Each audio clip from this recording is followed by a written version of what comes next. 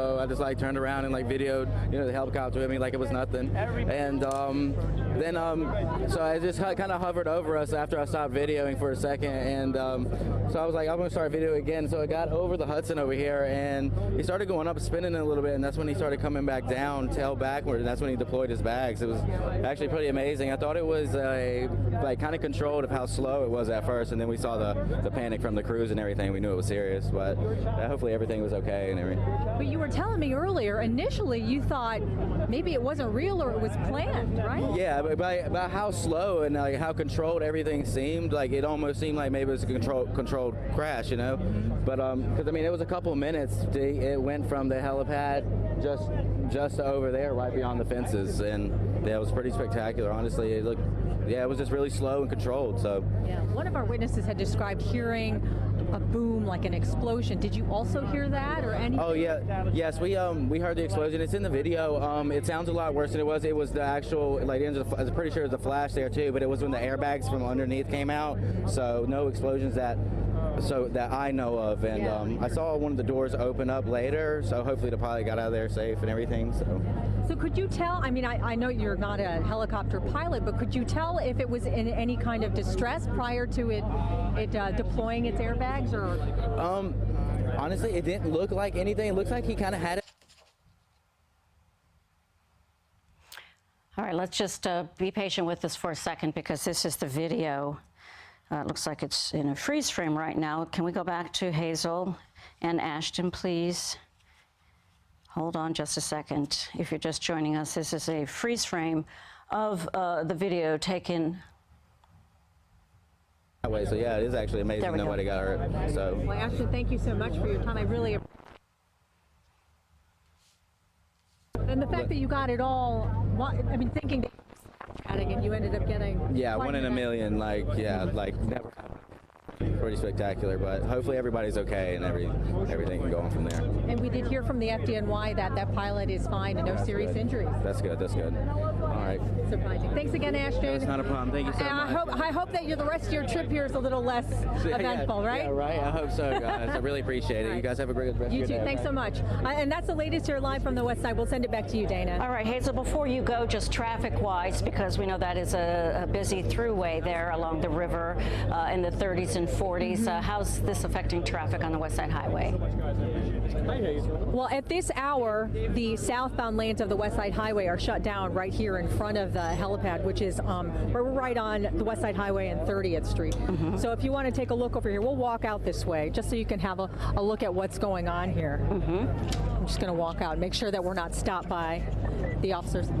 You can see this whole stretch of the West Side Highway and it's southbound is completely shut down to traffic. But if you look northbound, traffic is running relatively smoothly considering what's going on here this afternoon. We're not being pushed back. But yeah, so the police presence, fire department presence is all still very active at this point. And again, we got confirmation from the FDNY, a spokesperson from the FDNY, that there were no serious injuries, that the pilot who was removed from the water this afternoon was not seriously hurt. So that obviously really is very good news. Yeah, and it actually is very surprising to a lot of the folks that witnessed this afternoon. I'm getting moved again, sorry, Dana. A lot of folks that witnessed this initially thought, as you heard from Ashton, that it was an explosion from the helicopter, that maybe something blew up within the helicopter, whether it's an engine problem or what have you. But just speaking to Ashton, who witnessed all of it literally from the very beginning, he believed that explosion type sound that everyone heard was actually the airbags deploying from the helicopter. Everyone calling this pilot, I mean, quite amazing to be able to do that. I'm sure in distress at that moment, but to be able to so calmly deploy those airbags and land here in the water, what seemed like to many witnesses was a planned event, because it was so smooth, and everyone responded so quickly and without any panic at all. So again, thankfully, no one seriously injured this afternoon, Dana, but quite a miraculous event, I guess, what some people are describing it as this afternoon. Hazel, we have some more video we're going to show, and also just stick around too, because I want to hear about your conversation with Kat Lund, our editor.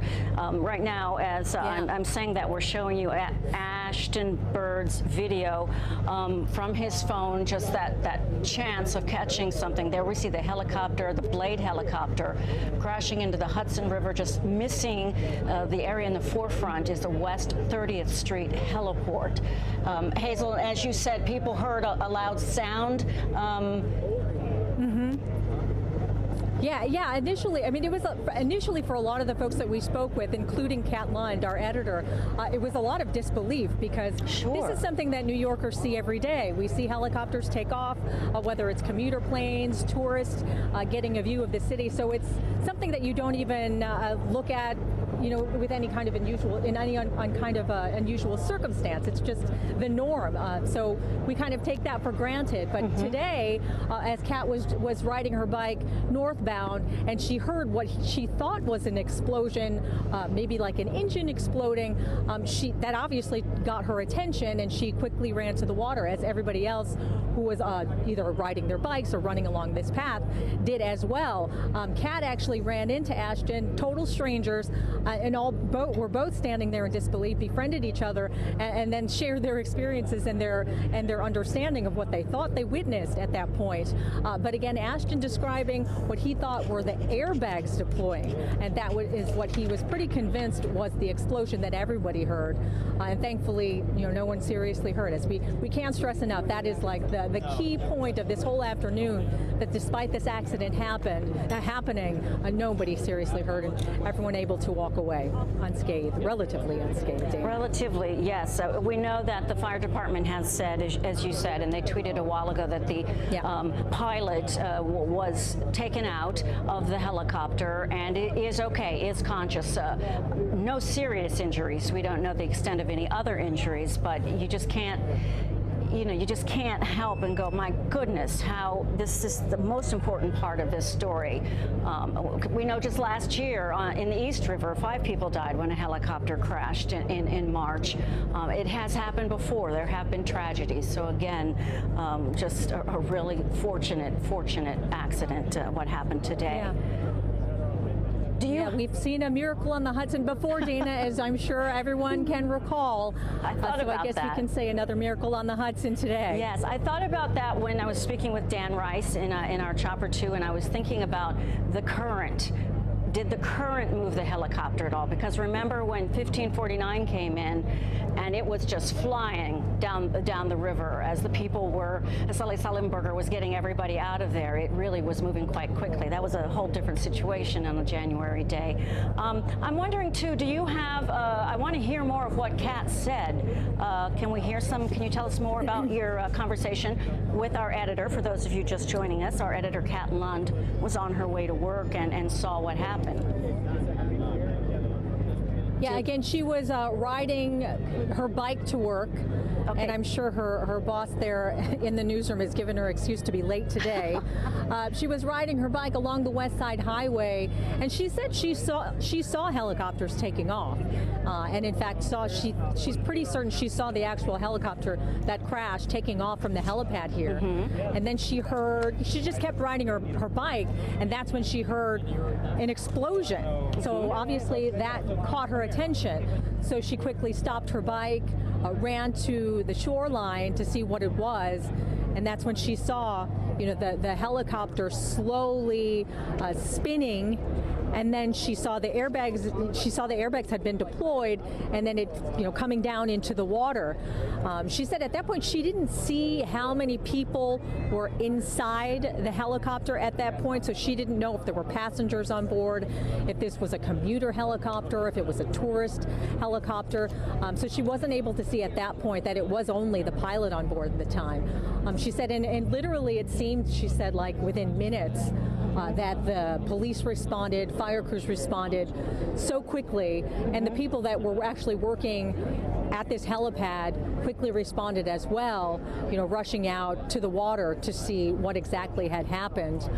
She, from her vantage point, was not able to see the pilot being removed from the water, and was really basically with us at the time when we had heard that thankfully he was able to be pulled from the water and suffered relatively no injuries, no serious injuries. No serious injuries. And that was basically it. Again,